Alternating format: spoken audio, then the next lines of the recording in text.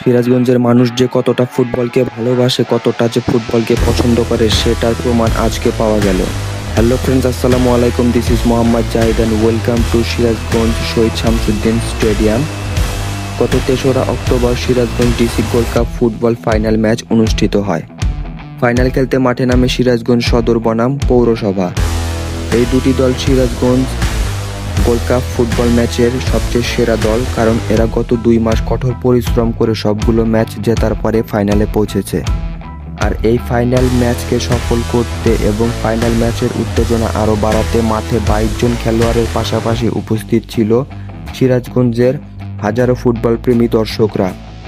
অনেক বছর পর সিরাজগঞ্জে এইরকম ফুটবল টুর্নামেন্টের আয়োজন করা হয়েছে, যার কারণে ম্যানেজমেন্টকে অবশ্যই ধন্যবাদ দিতে হয়।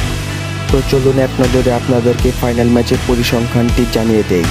খেলা শুরু হওয়ার কিছুক্ষণের মধ্যেই সিরাজগঞ্জ সদরকে 1 গোলের লিড দেয় পৌরসভা। তো সিরাজগঞ্জের খেলোয়াড়রাও বাঘের বাচ্চা, তারা কিছুক্ষণের মধ্যে সেই লিডকে খুবই দুর্দান্ত একটি গোলের মাধ্যমে পরিশোধ করে দেয়। তো খেলাটি সুন্দরভাবে চলতে থাকে। তারপরে হাফ টাইম হয়। হাফ টাইমের সময় দুই দলের স্কোর দাঁড়ায় 1-1। 15 মিনিটের বিরতির পরে খেলা আবারও শুরু হয়। বিরতির 10 মিনিট পরেই সিরাজগঞ্জ সদর একটি গোল দেয় সিরাজগঞ্জ পৌরসভাকে। গোলটি হওয়ার পরে পুরো স্টেডিয়াম পুরো উচ্ছ্বাসিত হয়ে পড়ে, চারিদিকে আওয়াজে উল্লাসে মেতে ওঠে। তারপরে খেলাটি সুন্দরভাবে পরিচালিত হতে থাকে এবং খেলা শেষ হওয়ার প্রায় 10 মিনিট পূর্বেই সিরাজগঞ্জ পৌরসভা সিরাজগঞ্জ সদরকে আরেকটি গোল দেয়, যে কারণে খেলা সমতায় চলে আসে। তারপরে 10 মিনিটের লস টাইম দেওয়া হয়, কিন্তু কোনো দলই গোল করতে পারেনি, যে কারণে খেলা ড্র হয়। সেই জন্য ম্যানেজমেন্ট এবং রেফারিরা সিদ্ধান্ত নেয় খেলাটি পেনাল্টিতে গড়াবে। পেনাল্টি শুট আউট দেখার জন্য সাধারণ দর্শকরা মাঠের মাঝখানে নেমে আসে। সে কারণে পুলিশ প্রশাসন, আর্মিরা পর্যন্ত সাধারণ দর্শকদের কন্ট্রোল করতে পারছিল না। সে কারণে ম্যানেজমেন্ট এবং রেফারিরা খেলাটাকে ড্র করে দেয় এবং দুই দলই চ্যাম্পিয়ন ঘোষিত করা হয়।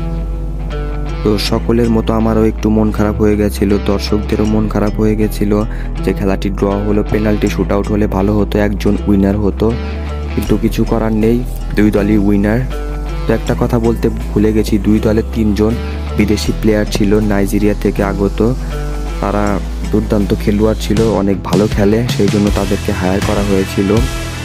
অনেক বছর পরে এরকম একটা টুর্নামেন্ট হলো, কিন্তু কোনো দল জয়ী হতে পারলো না, সেই জন্য সবার মনে একটা আক্ষেপ আছে। তো যাই হোক, দিন শেষে খেলাটি সবাই অনেক উপভোগ করেছে, আনন্দ করেছে।